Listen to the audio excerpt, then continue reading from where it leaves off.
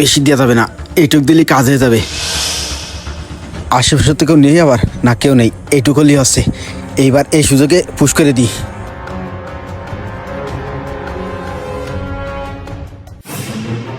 এই এই তুই কি করতেছিস? কই ভাই, কিছু না। এই কিছু না মানে? আমি দেখলাম তুই গরু কি ফুটলি, দেখি তোর হাতে কি। কিছু না তো।